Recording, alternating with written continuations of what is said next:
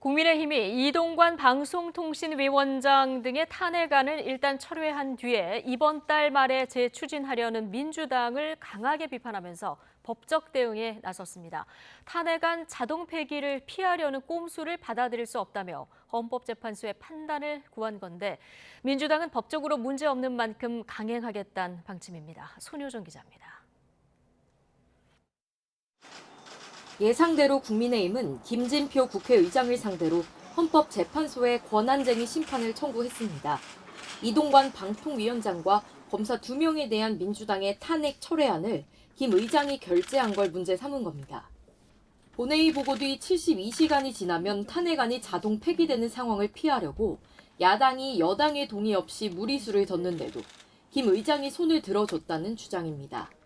탄핵 소추안이 본회의에 보고됨으로써 그것이 의자가 된 의안이 됐기 때문에 90조 2항에 따라서 이것을 철회하기 위해서는 국회 본회의의 동의를 받아야 합니다.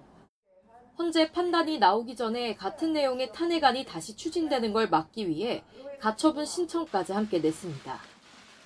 국민의힘은 총선을 앞두고 방송 정책을 총괄하는 기관장과 이재명 대표 수사를 맡은 검사 등의 탄핵을 밀어붙이는 건 정치적 의도가 있다고 의심하고 있습니다. 시장통 야바이판에서나 있을 법한 꼼수를 민주당이 스스럼 없이 자행하고 있습니다. 탄핵 논리가 스스로도 억지라는 점을 모르지 않을 텐데 그런데도 탄핵을 추진하는 것은 정치보복과 민주당은 탄핵안 철회와 재추진 과정은 법적으로 전혀 문제 없다고 반박했습니다. 본회의 정식 안건, 즉 의제가 되지 않은 만큼 본회의 동의 없이도 철회할 수 있다며 여당이 탄핵을 지연시키기 위해 오히려 꼼수를 쓰고 있다고 날을 세웠습니다.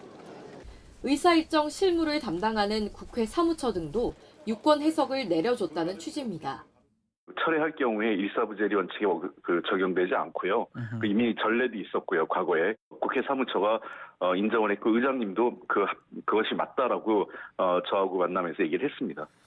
그러면서 오늘 30일과 12월 1일 이틀에 걸쳐 이동관 위원장과 검사 2명의 탄핵을 관철하겠다는 계획을 거듭 못 박았습니다.